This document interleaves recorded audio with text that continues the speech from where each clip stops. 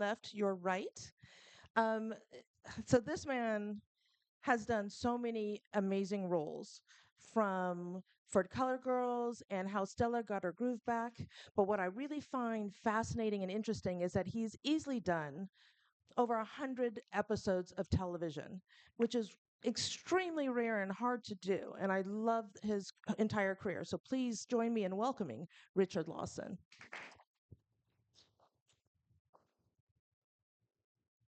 And next to him is a man who probably needs no introduction because he has done so many iconic films and iconic roles. From his wonderful collaboration with the director Spike Lee in films including Do the Right Thing to his pivotal role in Eve's Bayou.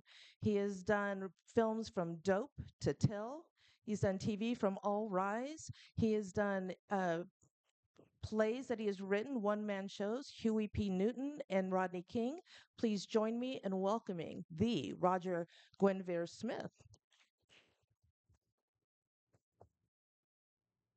And to my immediate left, close enough that I can smack him if I feel like it, um, is a man who has done such a great amount of film and television, from Tears of the Sun to the TV show Heroes. He has been in films such as Everything But a Man, one of my favorites, and shows like Claws. So please join me in welcoming Jimmy Jean Louis.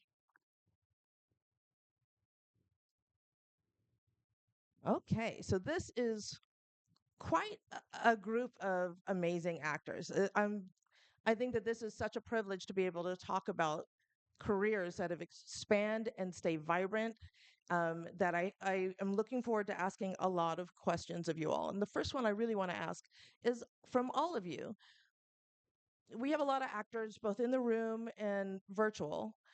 When did you really know that this is the job you could do, that this acting was something you were meant to do and that you could make a living at it? Was there an event or a role that made it just solidify in your brain? We'll start with Richard and come this way. Oh yeah, flip up. Yes, it is. Flip it up. Okay, check. Okay, good. I shouldn't need this anyway. I was trained in the theater. um, actually, this came for me um, in college when I was asked to do. Um, I was a state champion in speech, and so the drama coach asked me would I be interested in doing this musical called Golden Boy, and I said why not, and so I learned to sing, dance, and act, and this was in 1969. And it was during the final song, I Ain't Bowing Down, that I was singing this song, and all of a sudden I had an epiphany. I had a revelation that this is what I was put on this earth to do. It was just clear, and it spoke to me, and I was very silent in receiving it until somebody tapped me on the shoulder and said, "Sing!" And so I started singing again. And when I started singing, I sang with a whole different um, viewpoint, a whole different passion about it, because I was like anchored into the beginning of this journey. And from that day to this one, I have been on vacation for 55 years doing the thing that I love most. Roger? Honored to be with you. Thank you for having me. Great to be surrounded by these great intellects, great artists. Toussaint Louverture to my right. And Richard, Fool for Love, Sam Shepard's great play that you did with Pam Grier and the late great Moses Gunn at Los Angeles Theater Center downtown. I was there doing another play myself, and I'll never forget it. You brought an extraordinary eroticism to the stage that we had not seen and have rarely seen since. And you and Pam knocked it out of the park, and it's unforgettable. Great to be with you. Thank you so much. The moment, well, I had a great mentor in college, Mary Jane M.J. Hewitt at Occidental College. And she said one week, don't come to the regular classroom, come to the lounge next week. And so we went to the lounge, and there was MJ holding court with Maya Angelou, Roscoe Lee Brown, who got up and did a scene from Dream on Monkey Mountain, Derek Walcott's great play, and sitting over in the corner smoking a lot of cigarettes, a guy by the name of James Baldwin. And they were talking just like they were in MJ's living room. And it was then that I realized that there was such a thing as a life in the arts and that it was worth pursuing. That's beautiful. Well, I was truly blessed and continue to be. Fantastic. Jimmy Jean?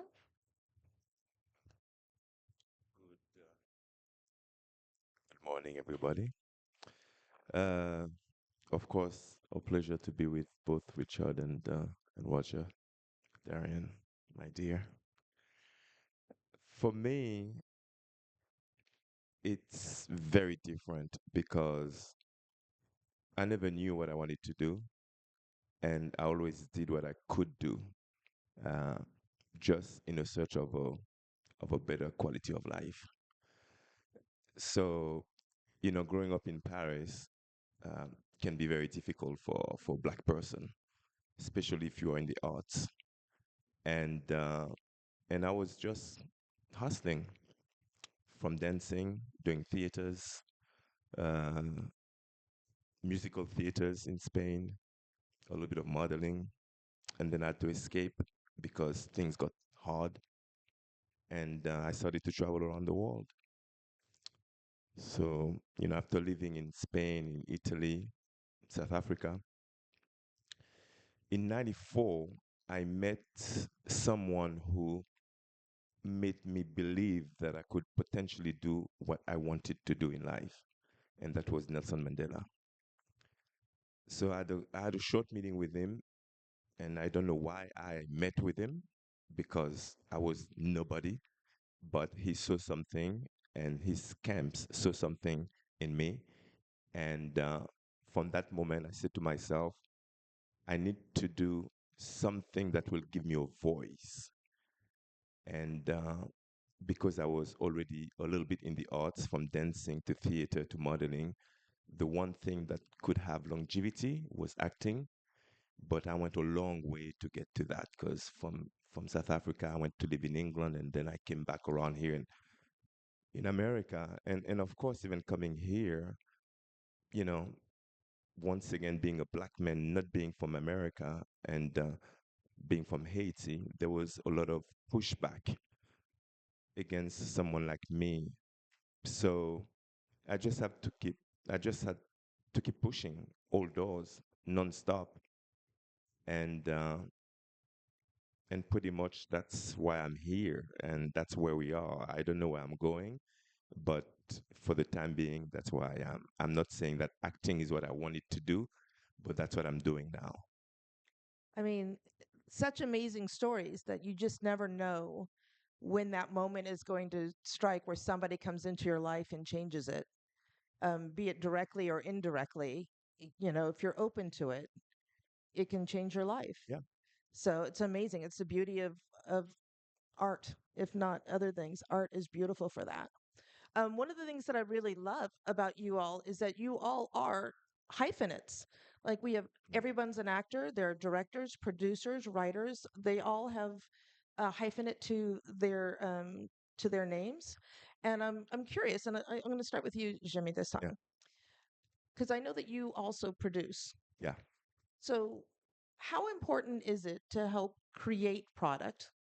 And do you do it just for yourself or for others? And what's your goal in producing as well as acting? Well, producing also came naturally. It's really essentially connecting the dots, knowing one group of people who want to do something, and then you just connect those dots. But also, there is a strong desire of telling some specific stories that are not told.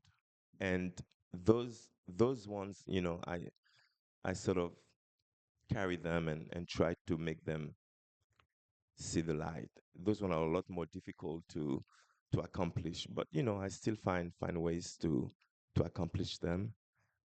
And I think it's not necessary, but it's extremely valuable to understand both sides of the business. From acting to producing, writing, and and I've been able to sort of navigate that space you know, quite well. And and yeah, my next thing now is a book that is coming out in October, which is uh which is another interesting project. Yeah, Fantastic. Congratulations. thank you. I want to go to you, Richard, if you don't mind, because my understanding is that you have just directed. Was it your first time directing?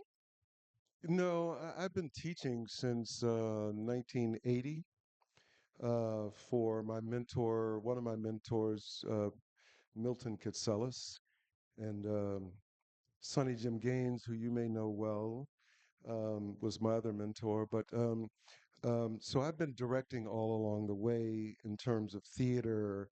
We were talking the other night, theater is where my home is, and I've directed many things in theater and short films. This is my feature that I directed called Black Terror, and you might remember that was at the Public Theater in 1971. And the subject of that play is revolution, Black Revolution, and it was timely based upon what's going on. So that's still in the works. I'm in the process of acquiring the material so that I can actually put it out. But to speak to your original question is like, how do you create these hyphenates? Well, I came into the business in 1969, and it was really clear to me after going on my first auditions in Hollywood.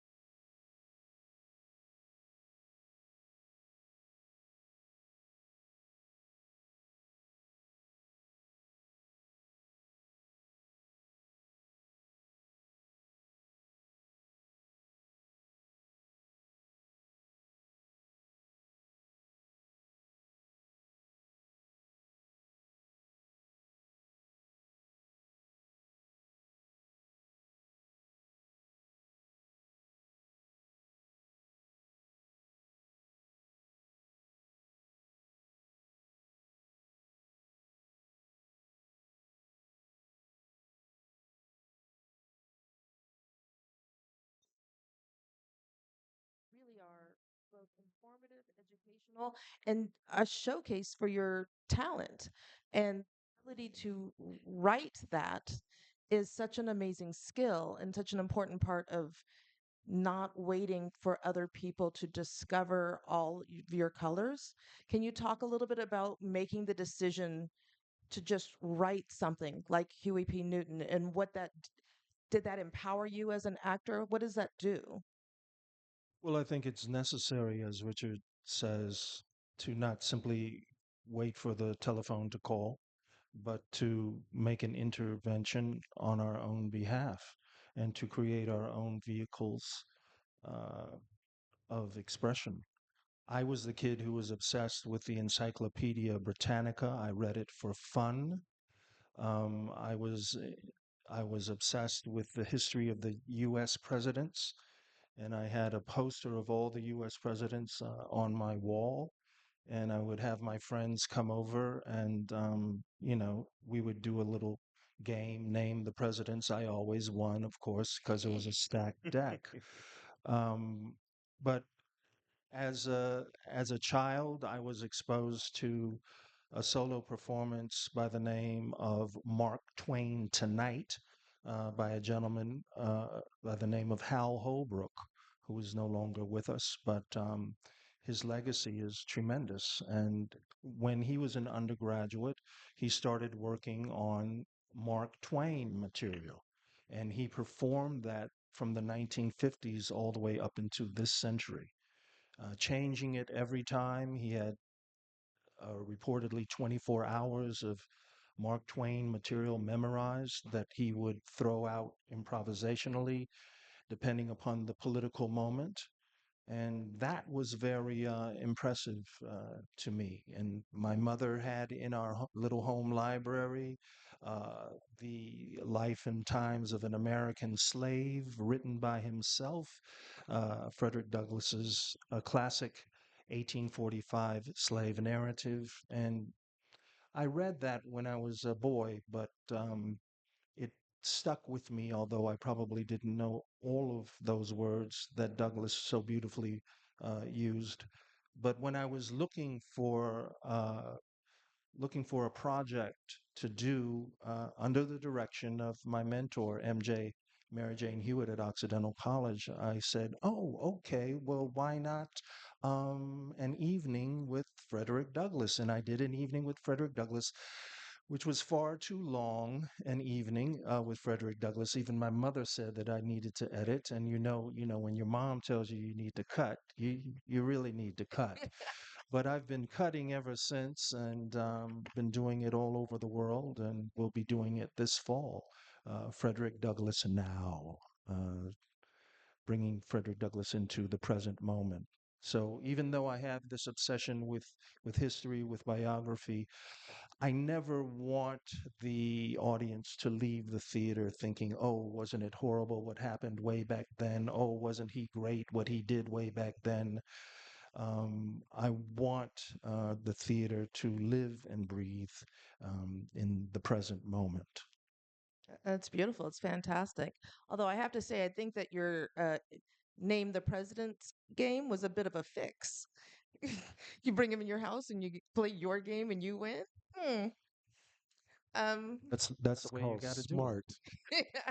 it's very, very smart.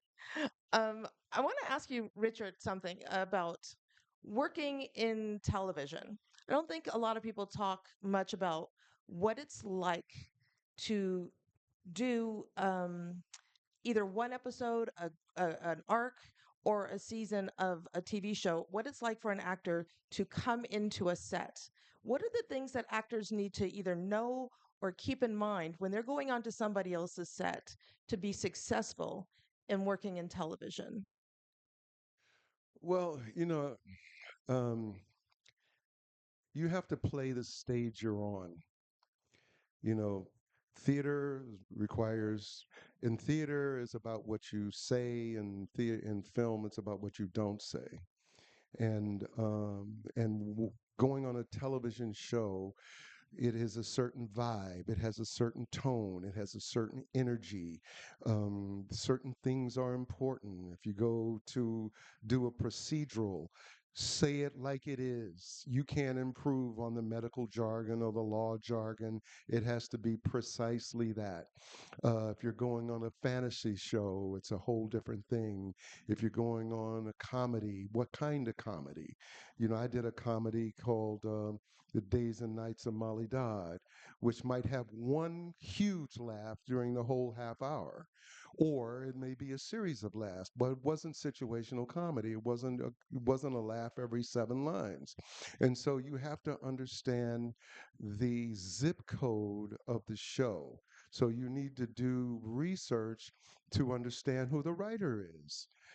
Each writer has a certain pattern. Each showrunner has a certain kind of template or format that they operate under, right?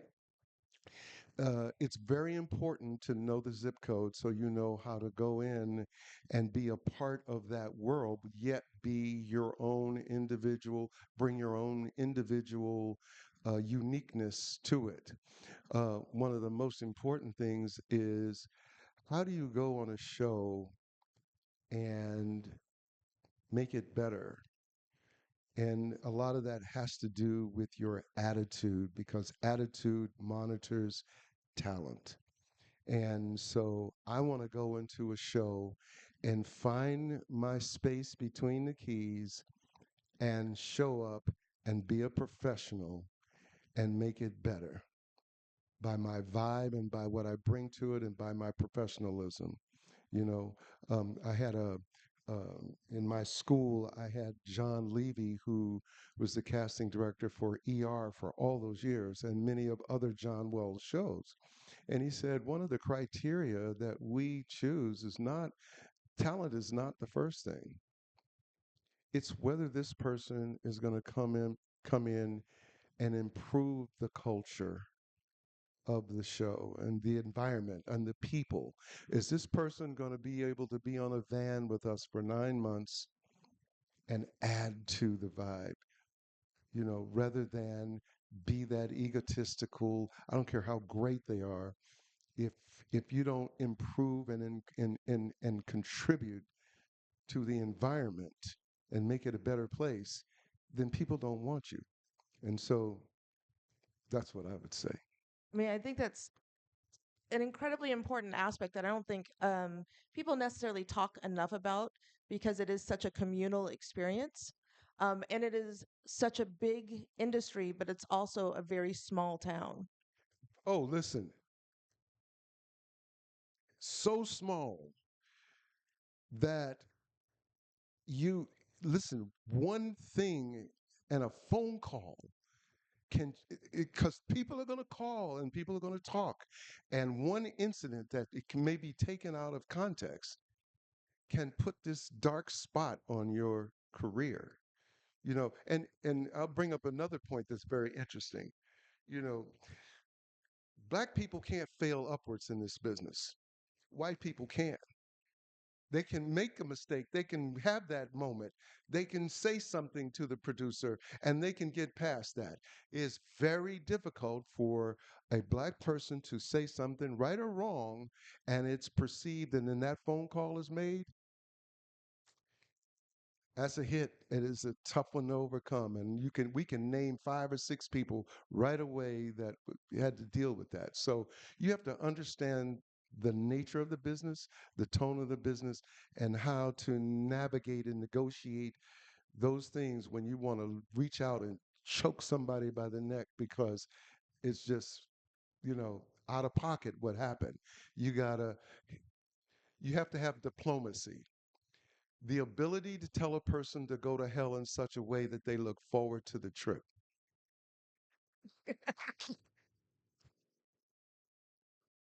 That is amazing. Yeah, I think a lot of it is how you come to any set, any group, and the energy that you bring and the ability to be value add. Like my mantra is always when I always try to be value add. And so when you find that, when you find people who fit, because so much of this is finding your peers, it becomes something very special. And I wanted to ask you, Jimmy Jean, because I noticed that you have a few films that are being done with the same group of people. That you guys are a bit of a troupe for a few films. It was Francisco Vargas, Sofia Gomez, and Yalcin Santana.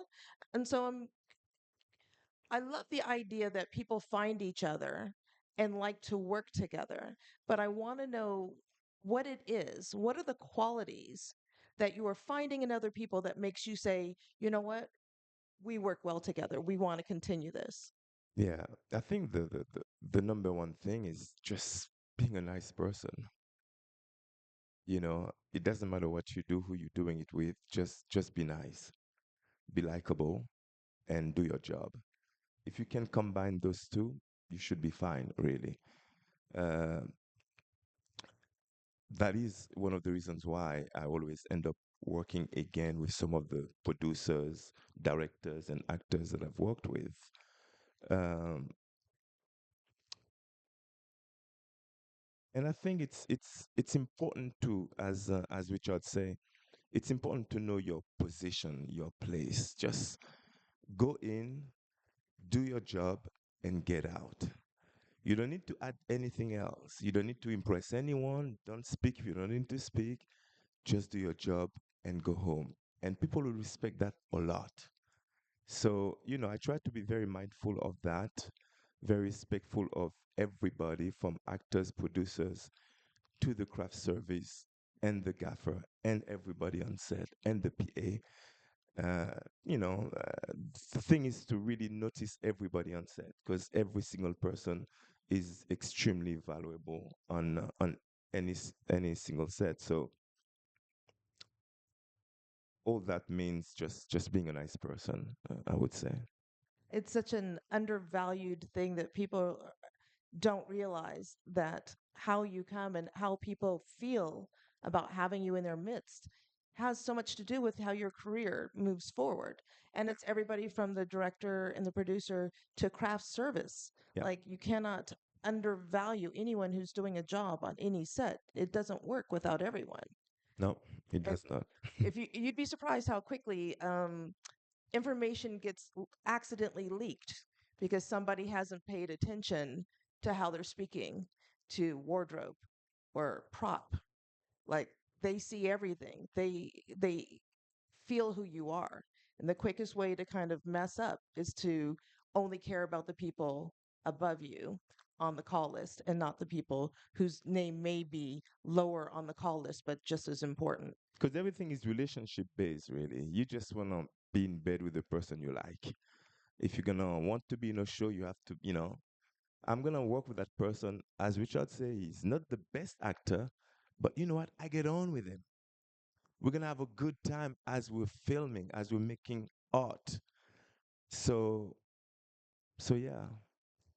And talent blossoms differently. So you may walk in thinking they're not the best, but they might be the best for that. They can rise to the occasion in the right circumstances or lower their to the worst. It just depends on the environment. Yeah. You want to know the temperature of a film or the success of a film? Go sit in a makeup trailer, right? Because that's where all the third party, all the secrets, all the gossip goes down is in the makeup trailer. If you can keep that place clean, then you got a good film. Good to know. Good to know. Well, when it comes to obviously collaborations, Roger, your collaborations with Spike Lee are one of the ones that we all look to as an indication of finding a tribe and really building a community. So, can you tell me from early on, first of all, what did you see or feel in that atmosphere in those first films that made you go, "This is my guy, and I'm his"? How does one build that kind of loyalty and communal experience? Well, I was in Minneapolis at the Guthrie Theater doing, what was I doing?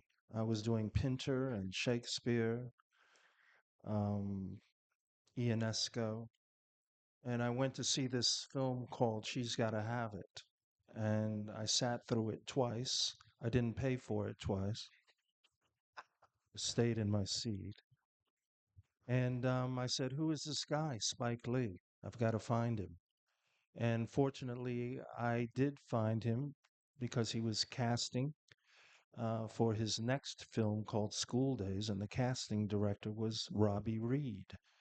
And Robbie and Spike were kind enough to let me into the room where I did a song and a nasty joke, and I read some text from the screenplay, and I was selected to play a demented uh, fraternity pledge called Yoda.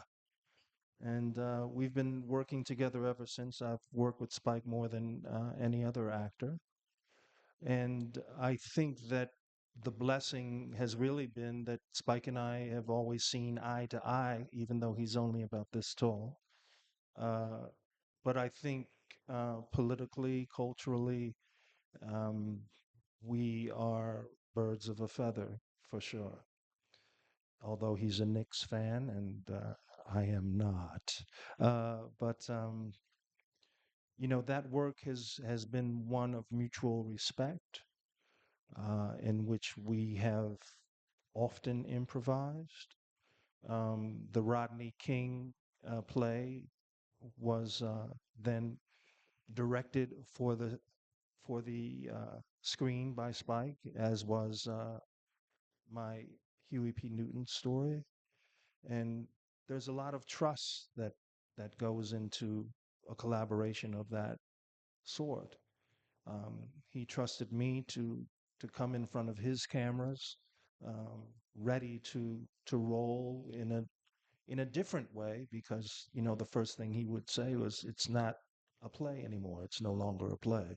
This is now a film." So there are certain adjustments which, of course, had to be made in both instances with Rodney King and with Huey P. Newton's story. But there's lots more work to be done, and I'm happy to be here in your company, and I'm hoping that we can work together. We have not been so blessed, and you and I have lots of work to do as well. I should remind you that I'm in between two national heroes. Jimmy, of course, has been extraordinarily generous, fastidious with his work in Haiti, where he was born, particularly after the earthquake, the devastating earthquake. And Richard, you have served our country, both abroad and here at home, in the Potomac River. I won't out your heroism, but if you want to talk about it, I would love it. And I'm waiting to see that movie. Um, Go ahead.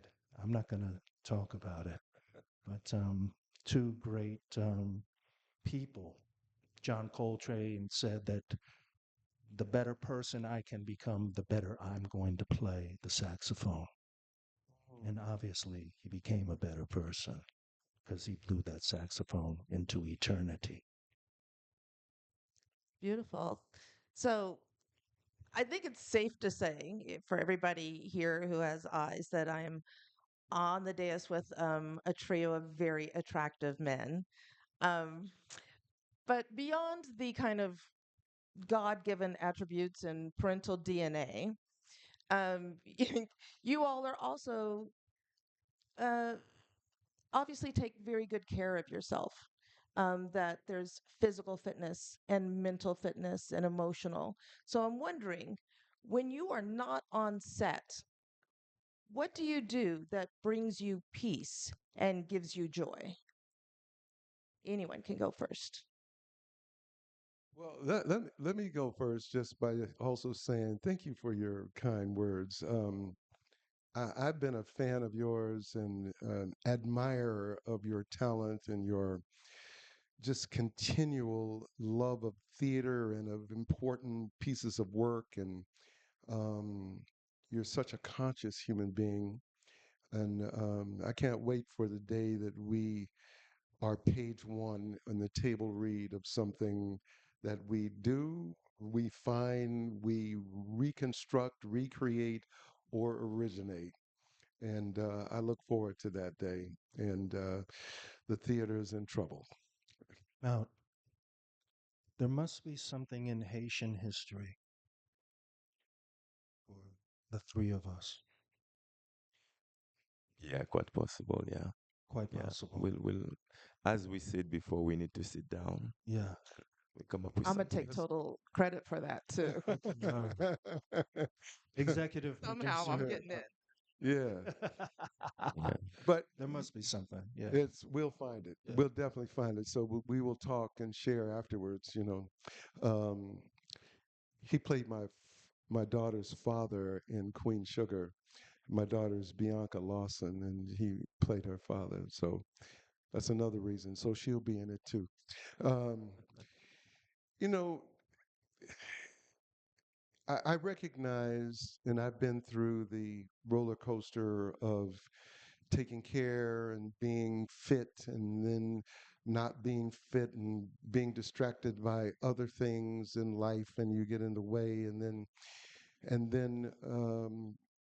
and in the last year or so, having a consciousness of, I saw, I was putting together sort of a history of my work, and I just wanted it all in one place. And I started putting these things together, and I said,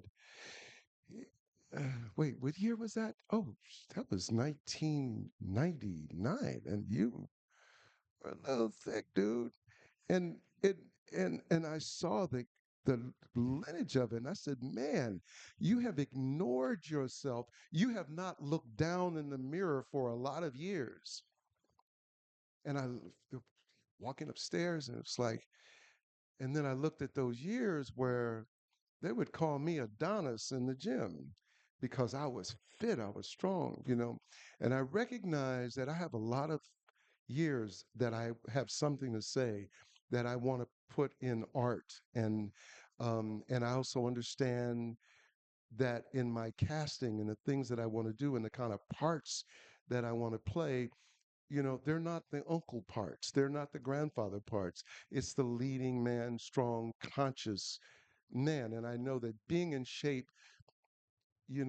I have a clear of mind, and my spirit is clear, and I'm lighter and I'm happier and I'm more intentional in the things that I create. So I started this whole program of working out twice a day, and it's still a struggle to keep, the weight down, but to be fit. And it's important because, you know, my goal is to be at 105.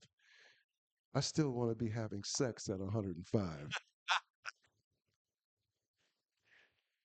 All It's about right. as immature as you can get on one hand, but on the other hand, if I am, just think about that. I'm sharp, I'm smart, my brain is still working, and I'm still willful, I'm active and doing things. And so there's my little immature goal in life, I to think be on top I for send you 5 minutes. best wishes on that. Huh? I send you best wishes on that.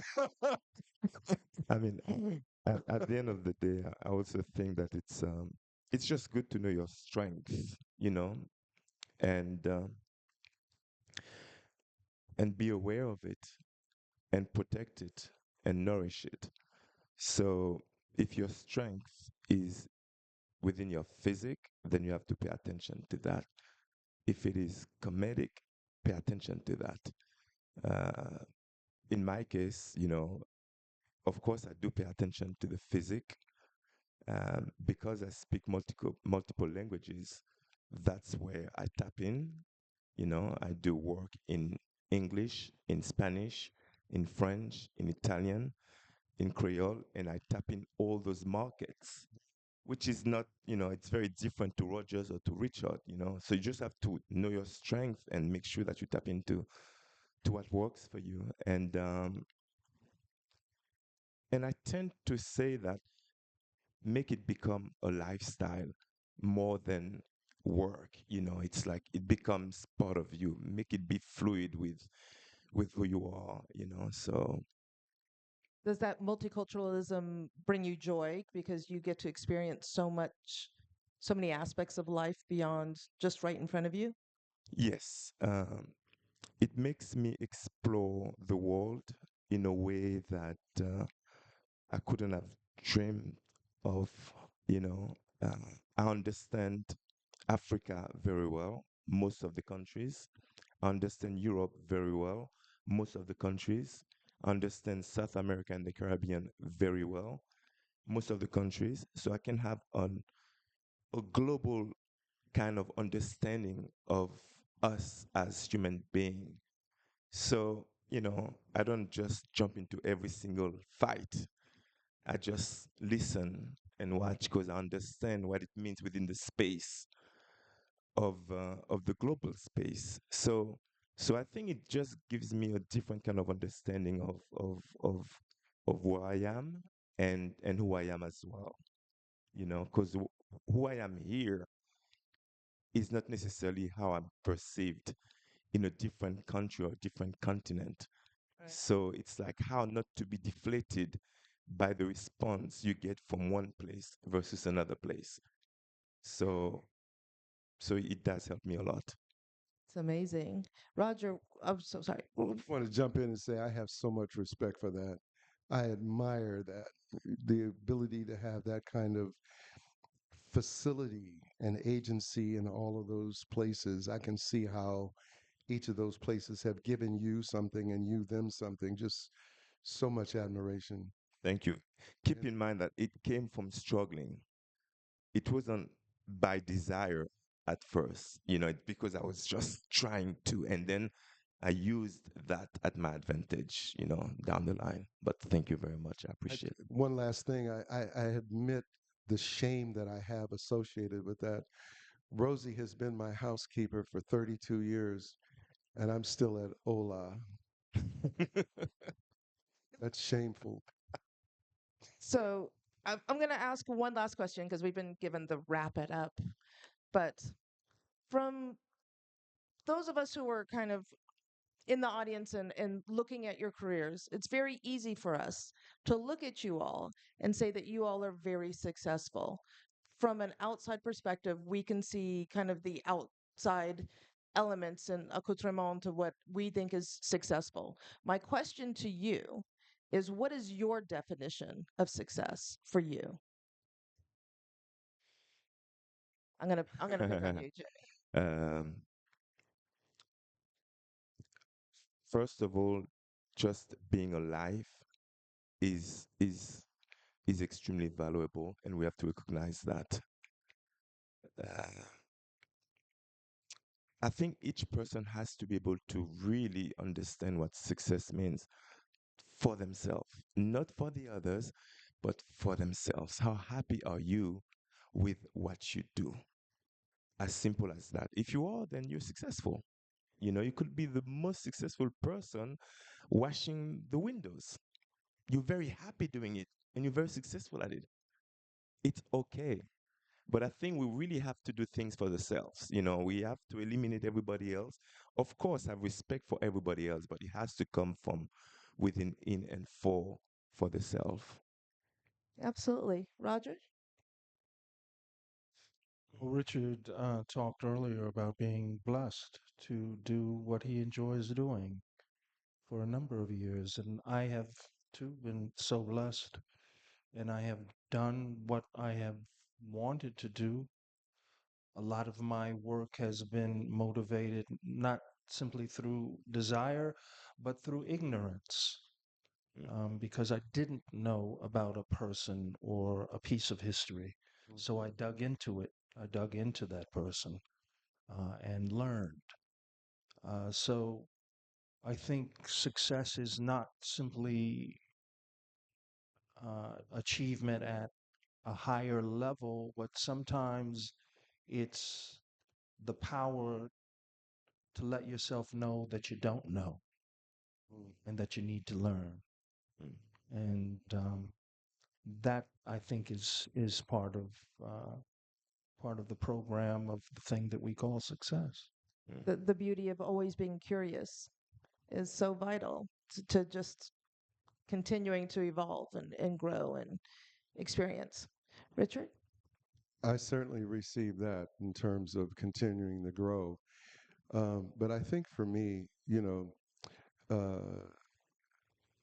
people think of success. A lot of people want to place a dollar value on it, that if you make a certain amount of money, then you're successful. And all those people will tell you that that ain't the answer. For me, my North Star is, am I on purpose? Am I following my purpose in life? And I can truly say that I am. And therefore, there is a fulfillment that I have, and that keeps me interested in following those things that I don't know so that I can dig in and ask the next question. And the next question will continue to lead me to be curious and to invent things. And therefore, every day I get up, I have a reason to get up. I can't wait to get up. As a matter of fact, I have to force myself to go to sleep because, dude, you're 77. Your body needs to rest. And it's like, yo, I know. But I still am driven by this North Star, which is my purpose. So I am incredibly successful. I think that's beautiful. Isn't that amazing? So What I love and what I hear though is that so many people have anxiety about chasing the outside aspects of what they think success should look like. And it tends to be more anxiety driven of never being enough. When would that ever be enough?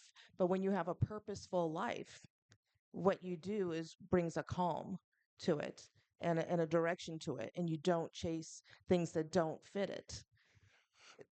Ralph Waldo Emerson said that genius is following your first impression with good humored inflexibility, even when the whole cry of voices is on the other side. Think about that. Follow your first impression with good humored inflexibility, even when the whole cry of voices is on the other side. So you're willing to stand alone in your purpose. It's amazing. I think that's a perfect way to wrap up and end this. So join me in saying thank you to these great actors.